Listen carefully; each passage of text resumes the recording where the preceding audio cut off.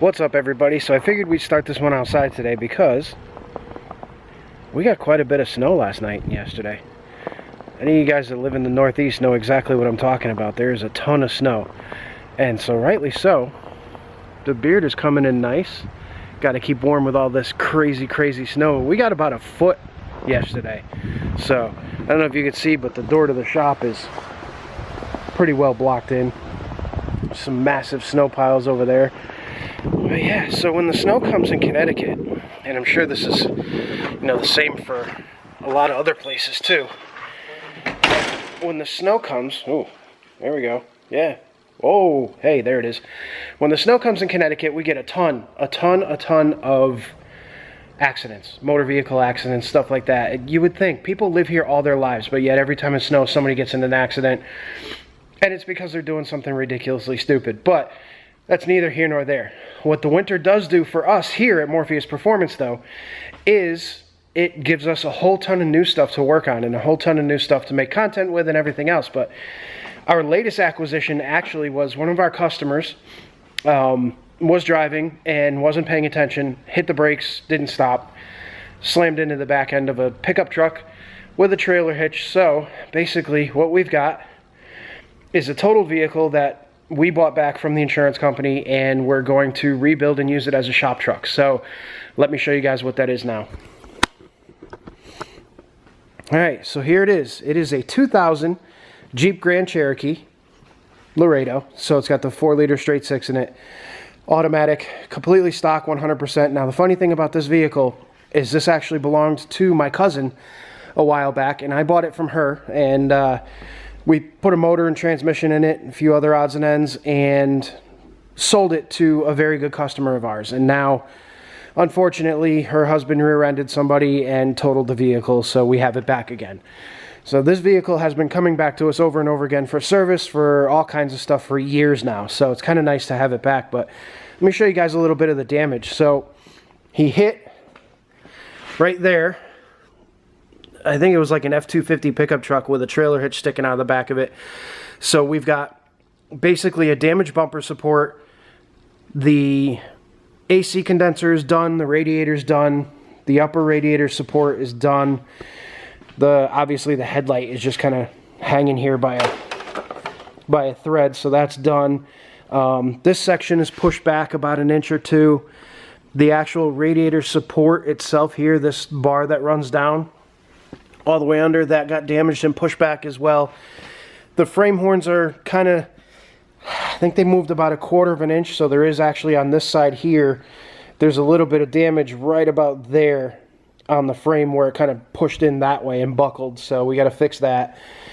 But all in all, there's no suspension damage, there's no actual physical frame damage aside from the little bend in it. So we're going to be able to put this together with probably a fender, a headlight, a radiator support, radiator condenser, few other little minor odds and ends piecewise, and then of course a hood, because that's a little dinged up as well from hitting the tailgate of the truck. But overall, not a bad project. So keep your eyes open. This will be the next project on the channel.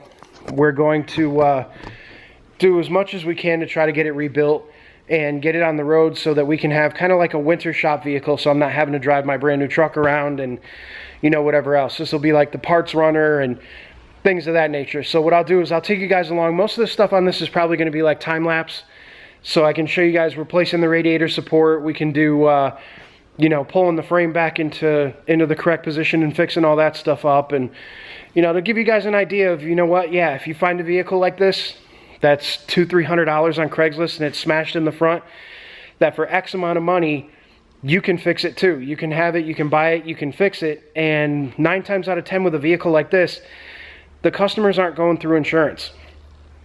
This one kind of sort of is and isn't, but most of the time an older vehicle like this is not going to be an insurance job, so people will tend to just junk them.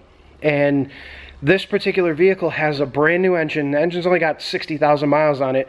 Transmission's only got about 40,000 miles on it. So overall, this vehicle is in really good shape, and we really would be stupid to junk it. It would absolutely be stupid to junk it when you can get tons more life out of it for next to no money. So I'm thinking we'll probably set about $1,000 budget on this.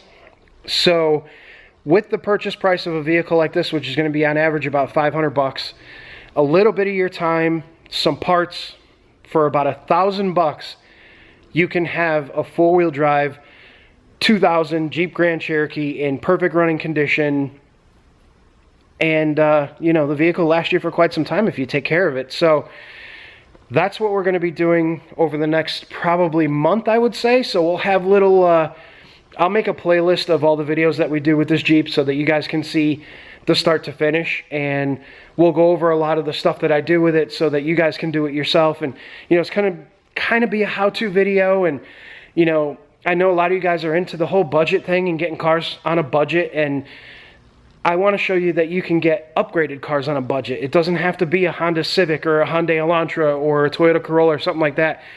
You can get a vehicle that is actually really nice for low money, and you can put a little bit of money into it, put some elbow grease into it, and at the same time, if you're uncomfortable with doing something this large, a job this big, I can show you that it's not as daunting as it seems.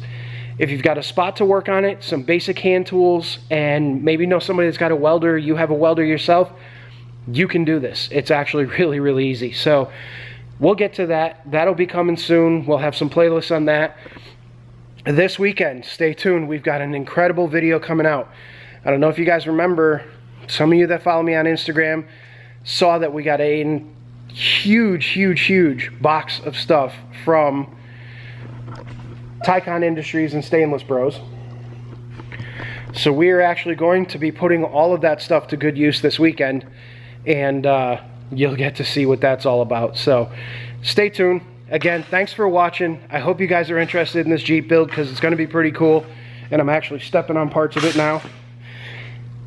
Excuse me, but it's going to be a cool build. Budget build, $1,000 or less. We'll make it happen, and then you know what? Maybe this spring we'll work on doing something, perhaps a giveaway, perhaps an auction, a raffle. We'll do something with it. We'll figure it out, see where it goes, and then we'll go from there. So let me know down in the comments what you guys think about it.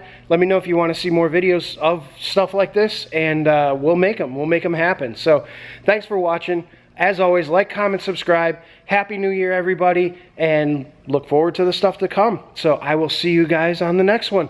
Have a great day.